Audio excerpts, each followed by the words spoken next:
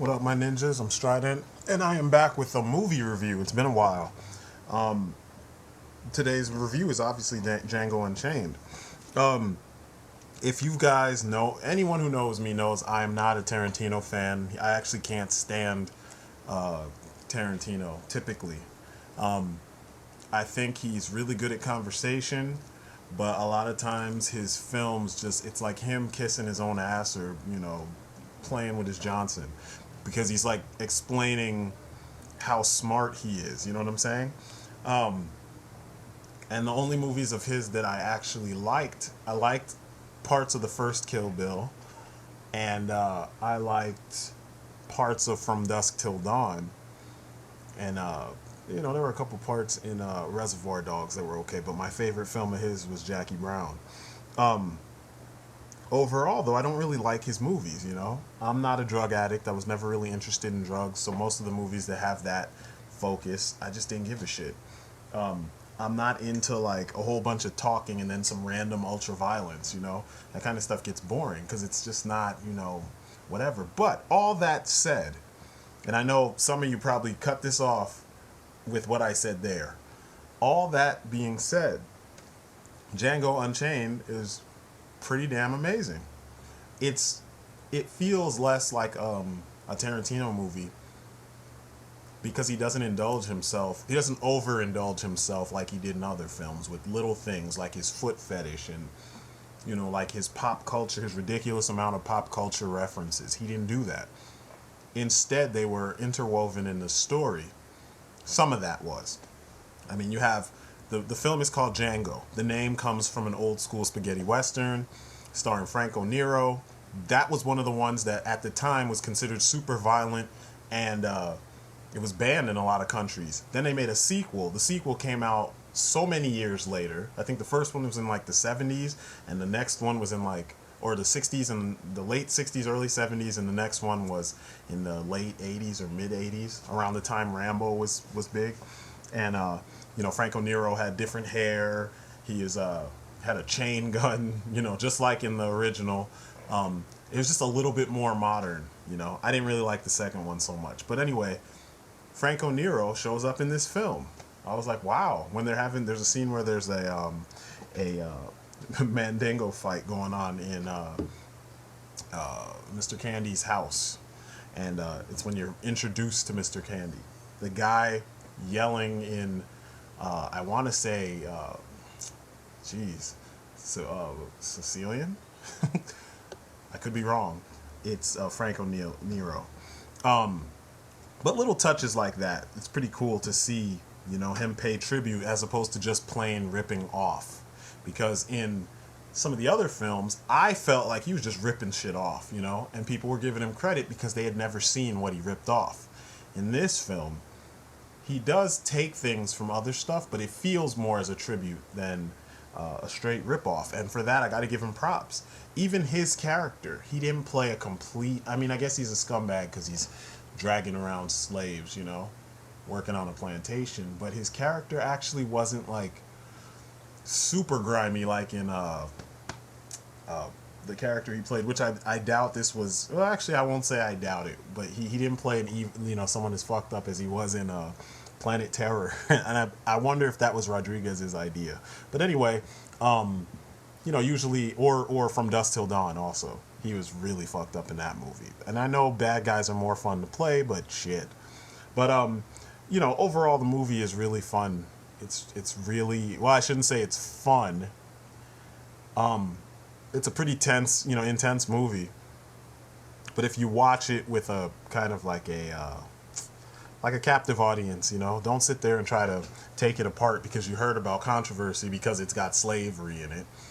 Just watch it for what it is. It's like, man, this is actually as good as the old spaghetti westerns. And it's kind of strange how like everyone's up in arms because there's racism and slavery being, the focus, one of the focuses of this film, and the cruelty that, African Americans or African slaves at the time were dealing with. But when you go back and you watch a lot of spaghetti westerns, you notice that that's one of those things that kind of, you see it, but it's not really a focus. I mean, like, how many black cowboys can you name off the top of your head? There really haven't been that many. I mean, there was, of course, there was Rosewood. There was what was the other one? God, Posse. That movie cracked me up. Motiso.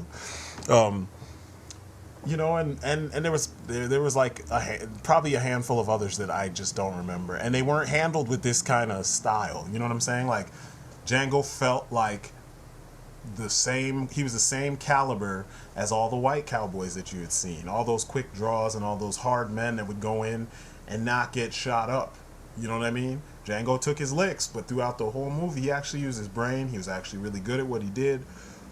And he wasn't overly goofy. He wasn't a caricature, you know? Instead, he was an actual full-fledged hero. He was actually a good person. And I'm surprised to see that in this day and age. I mean, shit, even John Marston wasn't a good person in Red Dead. And that's the closest we've come to this caliber of a story in a long time dealing with the West. So, you know, props to Tarantino for doing something different and actually doing it well.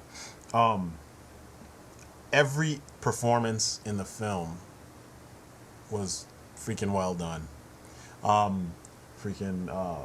Sam Jackson, I hated that motherfucker, man. I wanted to shoot him or cut him myself. I was grasping my sword the whole time I'm watching him talk. I'm like, you motherfucker, you son of a... Yeah, he needed to be cut down. And he got his, which was awesome. Leonardo DiCaprio, holy shit. Sometimes these guys convince you that they are as racist as they seem in these roles. And I know that's the controversy, is that you got a whole bunch of white folks in a film screaming out nigger this, nigger that, nigger this, nigger that, despite the fact that it is that's the time that this movie takes place in. It's still kind of hard to hear because, you know, depending on where you live, you never hear it. You know, if you live in the inner city, then nigger is just the word of the day. If you live in the suburbs, you probably don't hear it as much as, you know, we do in the city. And it's fucked up, you know, when you hear it so much in this, thrown around so casually, then it brings you back and you realize how fucked up it is that people are saying, we're going to take that word back and we're going to make it something. Sorry. Sorry. No, it's still a fucked up word. The meaning is still the meaning, same meaning in the Bible. In the Bible, in the dictionary, and it's not really going to change because you use it as a term of endearment because it had been thrown around for so long. It's still fucked. It still comes out, you know, fucked up. And when I'm saying my ninjas, I'm not saying my ninjas to, you know, as a substitute for, you know, nigger. I'm not. No, that's not what it is. I just think it's funny. It's a catchphrase, and I have a shirt that has a whole bunch of ninjas on it, and when I purchased the shirt, it was called All My Ninjas, and that kind of spawned my, you know, my phrase. And you know, you hear other people say it too, but you know, that was the thought process for me.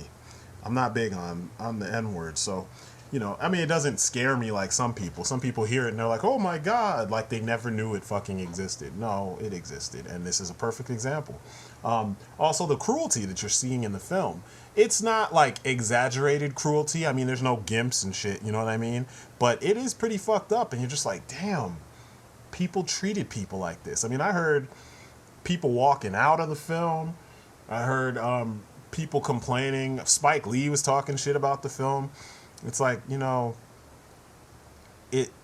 Spike Lee's made films where I didn't agree with his stance. Shit, Do the Right Thing was an awesome movie, and I still don't agree with Mookie's stance. It just seemed fucked up. And somehow he managed to clean it up and make it work. Matter of fact, my favorite movie from Spike Lee has like, one brown person in it. And that's the 25th Hour. I love that movie. But, you know, some of the other ones, I watched them. They were cool, but they didn't hit me the way. And I lived in New York at the time when those movies came out. I was younger, but didn't really, you know, Jungle Fever was cool because it made sense. If you lived in New York during that time, or you lived on the East Coast in general, it's such a mixture. How could you not date someone of a different skin tone? You know what I'm saying? I think my girlfriend at that time was Hispanic, so for me it was like, oh, okay, cool. But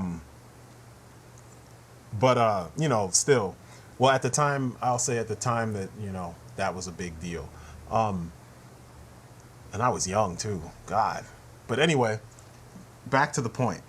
Point of the matter is the movie is well done. It is kind of hard at times hearing nigger thrown around so much and so casually. It doesn't even sound like some of these cats are acting. Like Don Johnson, oh my God. Like I knew it was him when I saw him, but if I was just listening to that voice, I wouldn't have known. I would have been like, what the fuck? Who is this country ass motherfucker, man? But it's Don Johnson, and it's just like, wow. I mean, and there were some scenes too where Tarantino managed to humanize a lot of characters in a kind of funny way, especially with the Ku Klux Klan.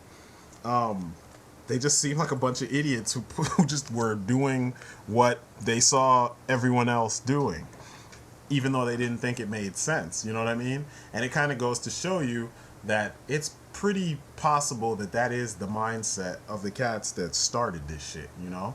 They just were doing it because that's what they do. And then everybody else was following along because that's what they did, you know? They didn't think for a second, maybe I should just do my own thing. Maybe this is wrong. They just went along, you know? Mob mentality.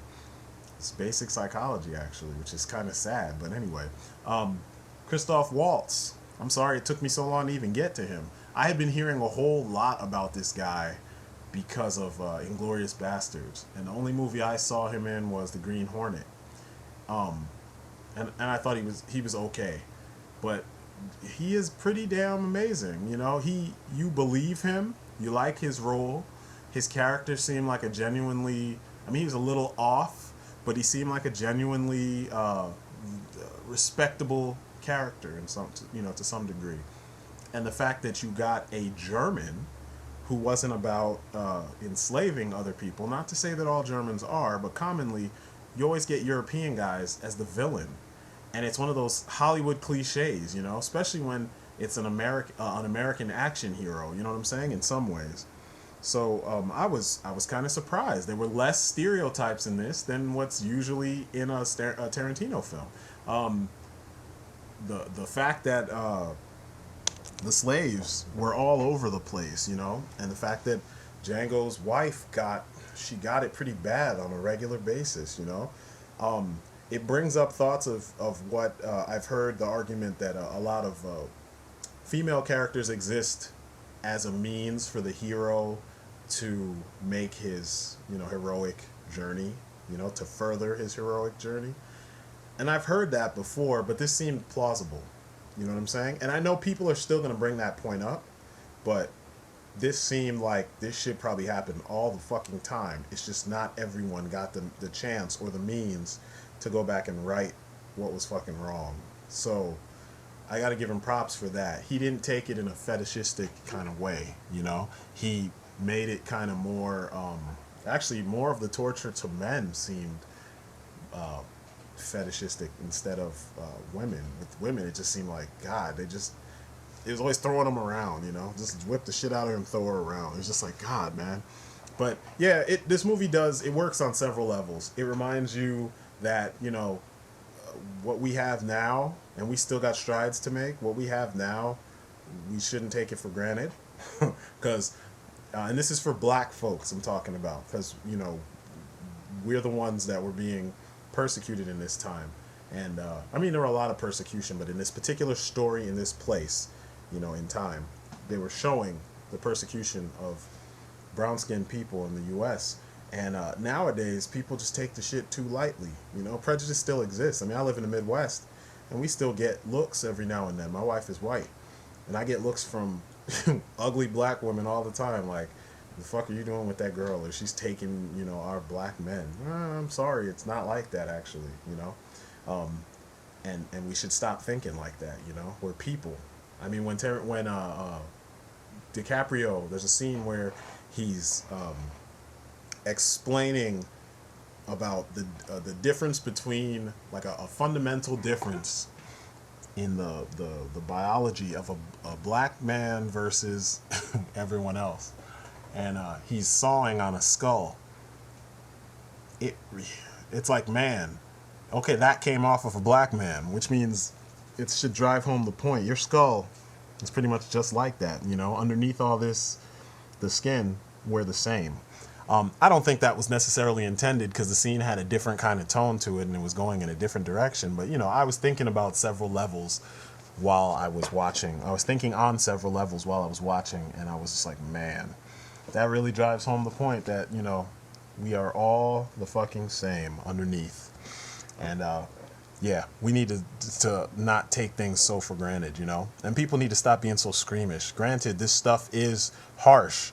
But, I mean, you watched Amistad. Amistad won awards, you know what I'm saying? And it just seemed like Amistad was created to get awards. And I noticed that, rape and torture and shit like that, it seems if you throw that in a drama, you get a fucking Academy Award or an Oscar or some shit, And it's like, let's see what happens with Django Unchained. Easily, this was the tightest script by Tarantino. There weren't many holes, if any. And I hear a lot of reviewers say there were holes all over the place, And not with this, but I'm saying in general, with a movie they didn't like. Like Abe Lincoln Vampire Hunter, they talked about tons of holes. And there were a couple, It wasn't from start to finish. It was just a couple holes. Sometimes that's what some people say to kind of throw you off and kind of just, because they're dismissing the film. This movie didn't have holes, it had things that people will have issues with, but every loose end was tied up. They didn't forget about anything. Even to remind you that shit was fucked up that you saw in the past, they brought it back. So, I got to give Tarantino his props. He did a ridiculously good job on this film. And it's funny because I wasn't even planning on seeing it. I just ended up with some free time on my hands, and I'm like, hey, let me check it out. So, yeah, go see this movie. It's worth it. Don't make this a date night movie unless your girlfriend is just super awesome hardcore. Then she could probably deal with this, and you'll be happy when you leave because your life is not like this. But, yeah, this is a definite go see. I would say this is probably the best Tarantino film I've seen thus far, in my opinion. The best crafted, most well-crafted, well shot, everything. Man, the blood. They went nuts with the fucking blood. This is like Dawn of the Dead red paste blood, which kind of helps lessen how, violent the movie is. And the violence is well spaced out. You don't get a shitload of violence one after another like in, some of the other films that, tackle similar subjects. Instead, it's, here's one scene, lots of story. One scene, more story, etc., etc. And this is the way it's paced, and I dig that. So anyway, long story short, go see this movie. You will enjoy it. In my opinion, it's the best Tarantino film to date. Let's hope he stays with this kind of tone and style. I mean, when I say tone, I just mean, he's not kissing his own ass the whole movie. Let's hope he stays on that kick so he can give us some more good films and we can appreciate them as opposed to watching him stroke his own Johnson. So anyway, I'm Strident. You guys have been great, and I am out. Peace.